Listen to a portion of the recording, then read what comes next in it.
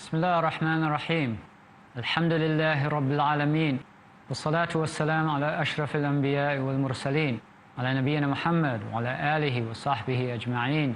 اللهم علمنا ما ينفعنا وانفعنا بما علمتنا إنك أنت الجواد الكريم. Assalamu alaikum wa rahmatullahi wa barakatuh. In our previous episode, we were discussing the economic history of the world and how it related to Islamic finance. We got up to the late colonial period, and we'll try to bring it from there up until the current time in this episode. Now, we said that one of the impacts of colonialism was that Islamic scholars lost their former status in Islamic societies, where they had once been independent and where they were consulted by rulers. They became impoverished. Their educational systems became backwater kind of systems, and the level of education that was offered in those institutions was at a relatively low level. Their ability to deal with the world at large was relatively limited compared to their impact upon their societies before colonialism. So among Muslim intellectuals, you had a couple of trains or streams of response to the situation in which they found themselves. One was a secularist response, which was to say, you know what, the reason that we got conquered is because of Islam. You know, those people who conquered us, we need to learn everything from them. So those were secularists. You know, they wanted no part of Islam, and they were hostile to Islam. And then you had modernists who wanted to identify themselves with Islam, and they were trying to give dawah according to their understanding or to the best of their ability to Islam, but they were confronted with this situation that something has gone wrong here. And so there was this re-examination of how are we interpreting Islam. And they were quite impressed with Western culture and civilization and its accomplishments. And they began trying to say, you know what, this thing that you have, it's really was already there in Islam. And this thing that you have, well, it's already there in Islam. And so whatever it was, there was a feature of Western civilization, then Islam was interpreted in a way that would say, yeah, you know, Islam agrees with that.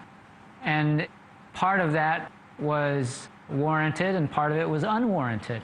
It was a very apologetic approach to understanding Islam. And to a certain extent, there were cultural accretions and scholarly opinions that had accumulated over the centuries, which were not necessarily based in the Quran and Sunnah. And so, to a certain extent, those people did a service of pointing out those kind of things. But they went overboard in accepting the European way of looking at things as the standard by which Islam should be judged. Now, you also had a body of scholars who just withdrew into themselves and wanted nothing to do with that outside world.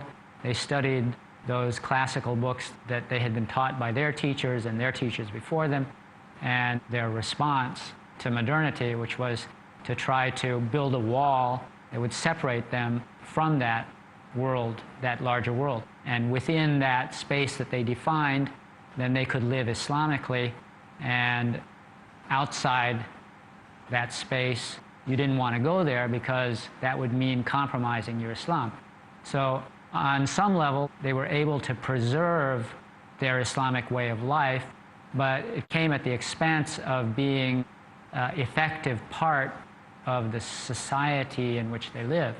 Then there was, after that first major generation of modernists, of course, subcontinent, you know about Sir Sayyid Ahmad Khan, Muhammad Abdu, Jamaluddin al-Afghani. They were major proponents of that same point of view in the center of the Islamic lands and in Egypt. What happened in the generation that followed was a reaction to modernism, where Islamists like Hassan al-Banna and Maulana Maududi, they said, wait a minute, why are we trying to explain Islam in a way that will be comfortable to Westerners? You know, there's this wrong with their point of view, there's this. They began to say, you know, there's all kinds of things wrong with Western civilization. But they had absorbed some of the aspects of modernity, and so they were not traditionalists in the sense of those people who just wanted to close themselves off from that outside world. They said, you know, we need to change this situation at large. So they got themselves into the political arena, but particularly Jamaat Islami in the Indian subcontinent in the 50s, 60s, they began doing a lot of thinking about and research into the idea of, well, you know, what would it mean to have an Islamic economy? We've been under the thumb of European economic system for a long time, so long that the features of our system have kind of disappeared. So these economists from the Jamaat Islami background, and there were also people thinking about this area also in the Arab world, they were looking at what it would mean to run an economy Islamically. Now, because of the political activities of the Islamists, the secular governments in those countries tended to look at them with suspicion. They considered them a threat to the survival of their secular governments. And so things that were associated with Islamic economics, because they were presented by these people, it was something that they were not interested in even listening to. One of the part of the world that was doing something in this area without anybody really knowing about it, you know, they were just quietly going about it. Malaysia, when it became independent, one of the things they did was set up a bank called Tabung Haji, which was specifically designed to accept deposits from people who wanted to save money to go to Hajj. And so this money that was being saved up was, you know, substantial amounts, and they wanted to invest that in ways that would be halal.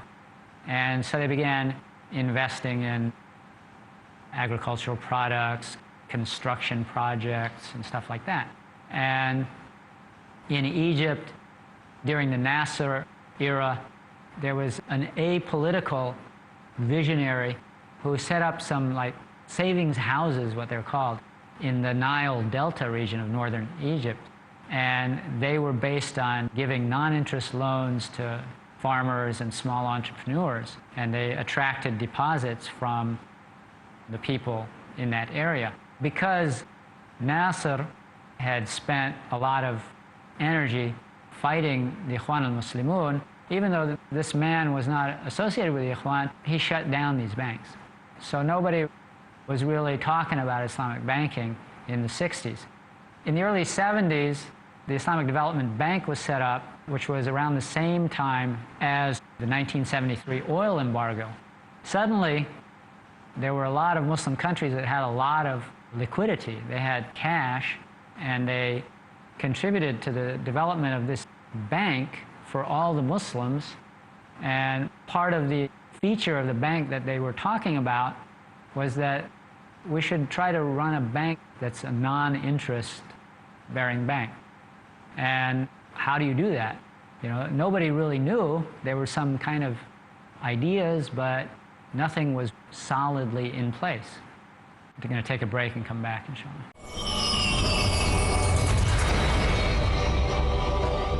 Assalamu alaikum wa rahmatullah, welcome back. So in the early 70s, you see the Islamic Development Bank, all the nations of the Organization of Islamic Cooperation were part of it, and there were some wealthy members who provided funds, and it was set up on the idea that they would provide non-interest-based loans to the needy member states. On a private level, also in the mid-70s or so, we saw the establishment of Dubai Islamic Bank, in the United Arab Emirates. It was set up by a visionary businessman who had good relations with the ruling family, and they weren't afraid of him, and therefore he had leeway to start developing an institution that was predicated on not having interest. When Mohammed bin Faisal, the son of the king of Saudi Arabia, he set up a bank in Egypt, which was the Faisal Islamic Bank, I think it's called. One of the things that made that unique was that he said, you know what, for this whole thing to be halal, we need input from scholars. We need to have some scholars who are on a board that they're permanent advisors to us.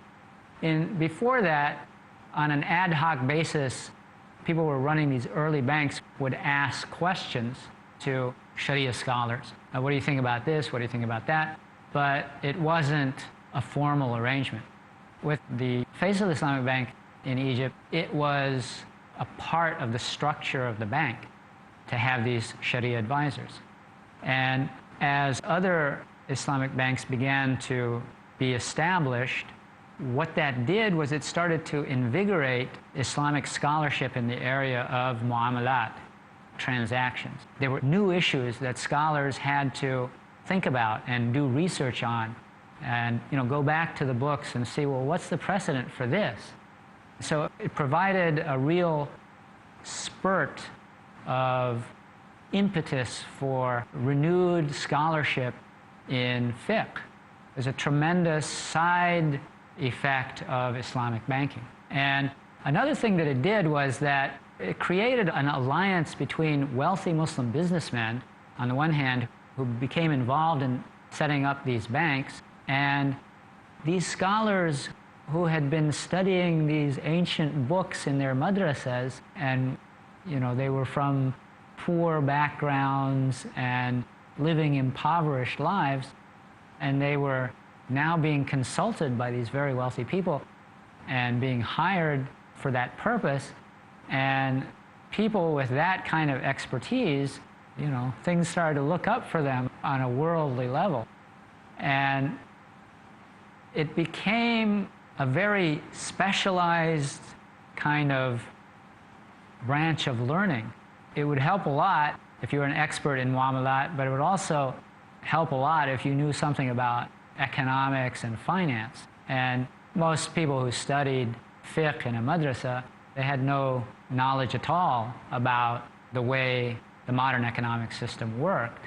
And so initially there was like this bringing together of Islamic scholars and people with training in modern economics and finance in order for the scholars to be able to understand what is it that we're being asked to deliver a ruling on. Al-hukmu ala shay far'un an tasawwurihi. Passing judgment on something requires that you understand it. So these people from the banks would be advising the scholars on what was going on, and the scholars were also studying and upgrading themselves. The people that began to show prominence in this field, as more and more Islamic banks began opening up, everybody was knocking on the same door. Sheikh so-and-so, that bank that was started 2 or 3 years ago, they wanted you to be on their Sharia board. You've demonstrated your ability. Please be on our Sharia board also. And in the Middle East, Islamic banks were developing ad hoc. It was individual initiatives. Governments weren't particularly interested in it. The other model, though, was that followed by Malaysia. In the 1980s, under Prime Minister Mahathir, his government systematically started setting up Islamic banking. And they set up the first Islamic bank in the early 80s. And they were really looking at it from a holistic, systemic point of view. So they saw that, okay, to really run this system, you're going to need to educate people. You're going to have human capital to run these things properly. And so they began studying Islamic finance, offering it as subjects in the university systems. And now they've set up entire dedicated grad schools to that. And every university in Malaysia has an Islamic finance department for the study of this area. So you can't possibly begin to run this system without human capital. And setting up research institutes in order to study the problems systematically of how to do a Sharia-compliant financial system. So Malaysia has pioneered the way in that. And they've also pioneered trying to set up Islamic capital markets, not just banks, Islamic capital markets, an Islamic insurance sector, the takaful sector, and then a regulatory framework makes sure that these institutions are running properly. In the Middle East, you really don't have that kind of a governmental approach to setting up this sector as a cohesive sector. Bahrain is a possible exception, and there are manifestations of some kind of oversight in the Middle East. I mean, Islamic banks still they're still regulated by the central banks, but the kind of vision and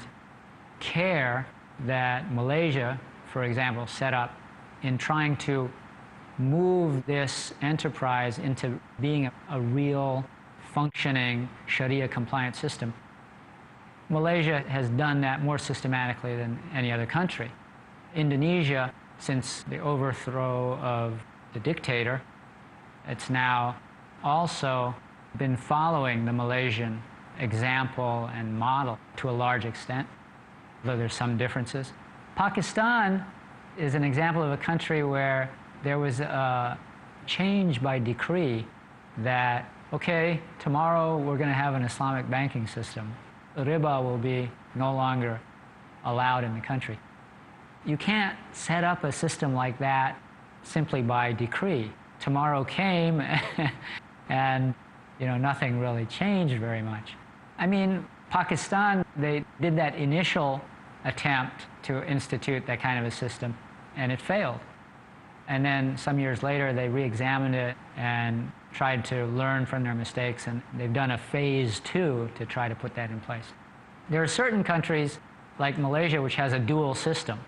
They say, we're not going to outlaw conventional banks. We're going to have this conventional system running side by side with this non-interest system, this Islamic system, and with the long-term goal that the Islamic system will continue to increase in size until the conventional system withers away. I mean, I suppose that's in the minds of some of those people. And it's true that the Islamic sector of the financial services industry has continued to grow by leaps and bounds in Malaysia. Whether their products are really Islamic, I mean, this is a matter of debate, because the cornerstone of the products that were offered by Malaysian banks starting in the 80s was Bay al-Ina. And they said, well, Imam al-Shafi'i allowed it. They've become embarrassed about that to the extent that they're phasing that out. But they want to replace it with tawarruq. Except they're not going to do it through the London Metal Exchange. They've set up their own exchange of palm oil, which is a fungible product that can be a medium for the kind of transactions that they want to do in tawarruq. And they said, well, we're also going to solve the problem that it's not allowed to take delivery. If anybody wants to take delivery of the palm oil that's sold in this platform, which is like a computerized system, they're free to do so. What happens in this trading system is that the palm oil that's sold in that tawarruq platform is 50% higher price than palm oil that's sold in an ordinary market. So you'd have to be crazy to demand delivery of that palm oil.